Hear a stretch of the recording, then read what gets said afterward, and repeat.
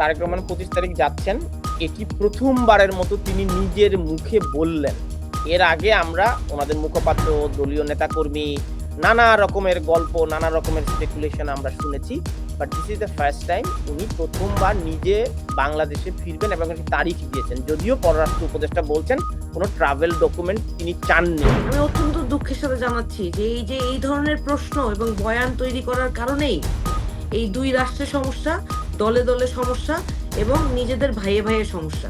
যে বেগম খালেদা জিয়ার পাশে তার ছেলে এই মুহূর্তে এসে থাকাটা কতটা গুরুত্বপূর্ণ এবং সেটাকে আমরা সম্মান করি। যেহেতু ইলেকশন ফেব্রুয়ারিতে আগামী 12 তারিখে, সেহেতু উনি যেহেতু একজন প্রার্থী, উনারও বাংলাদেশে আসা খুবই গুরুত্বপূর্ণ।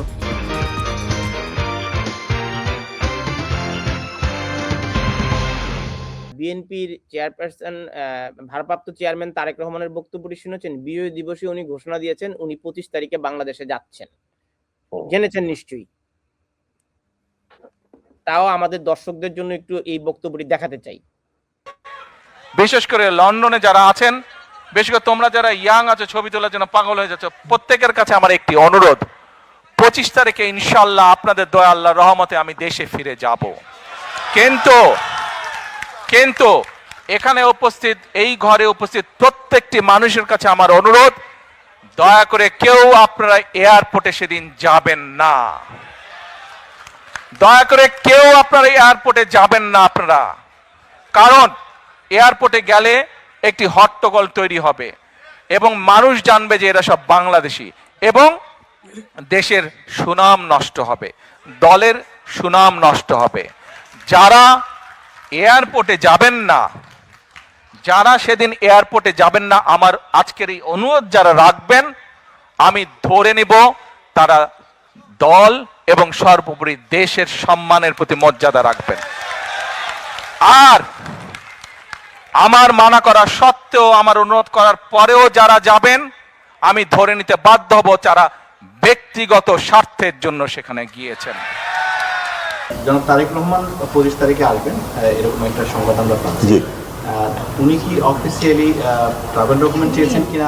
গতকাল রাত পর্যন্ত চাননি, এটুকু আমি বলতে পারি।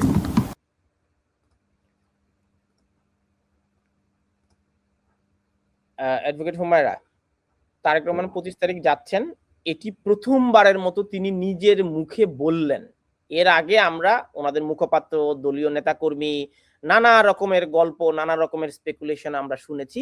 But this is the first time উনি প্রথমবার নিজে বাংলাদেশে ফিরবেন এবং একটি তারিখ দিয়েছেন। যদিও পররাষ্ট্র উপদেষ্টা বলছেন কোনো ট্রাভেল ডকুমেন্ট তিনি চাননি গতকাল পর্যন্ত। এখন তারেক রহমান যেহেতু নিজে বলেছেন, তো যাচ্ছেন।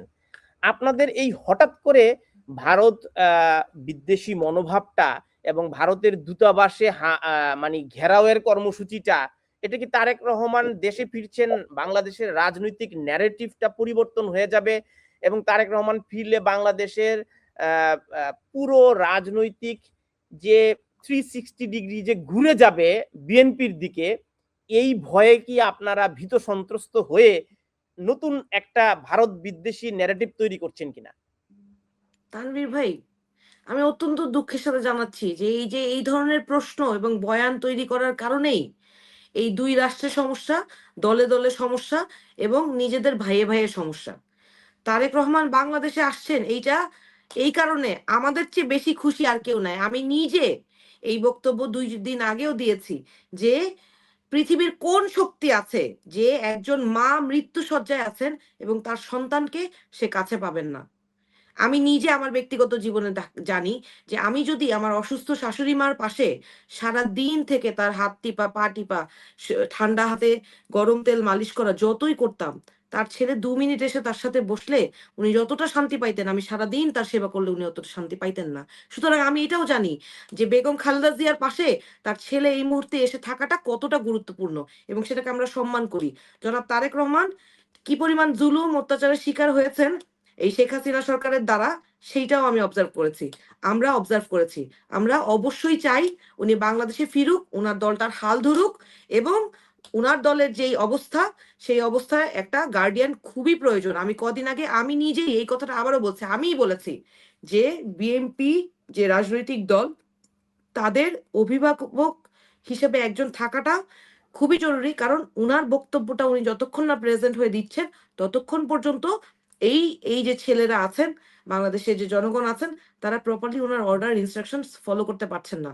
এবং যেহেতু ইলেকশন ফেব্রুয়ারিতে আগামী 12 তারিখে, সেহেতু উনি যেহেতু একজন প্রার্থী, উনারও বাংলাদেশে আসা খুবই গুরুত্বপূর্ণ।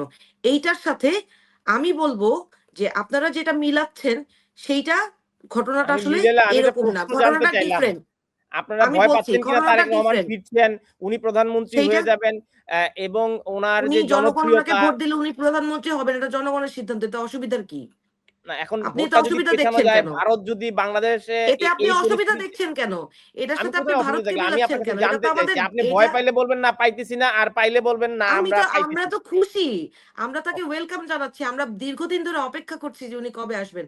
আপনি আচ্ছা, এইটাকে, আপনি আমি যেটা আমি একটু বয়ান অনমিত দিচ্ছেন বা যে চট্টোপাধ্যায়ের প্রশ্ন করছেন, বিশ্লেষণটা এই শুনি। প্রশ্নটা, অনমিত হ্যাঁ, চট্টোপাধ্যায়ের বিশ্লেষণটা শুনি। আমি আপনি আমি যেহেতু আমার ঘোষণা আরেকটা লাইন বলার আছে, সেটা আপনার বলেন। প্রশ্নের উত্তর শেষ হয় নাই। এটার সাথে যে আপনি ভারতের বিষয়টা মিলাইলেন, সেই উত্তরটা হচ্ছে শেখ হাসিনা, যেই শেখ হাসিনা খালেদা জিয়ার কাছে বন্ড সাইনের মতো জবান নিছে যে তারেক রহমান বাংলাদেশে আর কোনোদিন রাজনীতি করতে ফিরবেন না, উনার সন্তান বাংলাদেশে আর কোনোদিন ফিরবেন না, উনি রাজনীতি আর কোনোদিন করবেন না, সেই সন্তানকে ভারতের যে পলাতক শেখ হাসিনা, তার নির্দেশনা অনুযায়ী দীর্ঘদিন তার মায়ের কাছ থেকে, তার নিজের মাতৃভূমির কাছ থেকে, এই মাটি থেকে দূরে থাকতে হয়েছে। এটাও ভারতের এবং নির্দেশনা। ডু ইউ হ্যাভ সেই, এনি এভিডেন্স? মানে আপনার কাছে কোনো তথ্য আমি তো প্রমাণ আছে? বলছি ভারতের নির্দেশনা বলি নাই, মিস ইন্টারপ্রেট করে না, ভারতে যে শেখ হাসিনা আশ্রয় পেয়েছে সেই শেখ হাসিনার নির্দেশনা বলেছি, মিলিয়েন না প্লিজ, আমি একটু মিস ইন্টারপ্রেট করলে।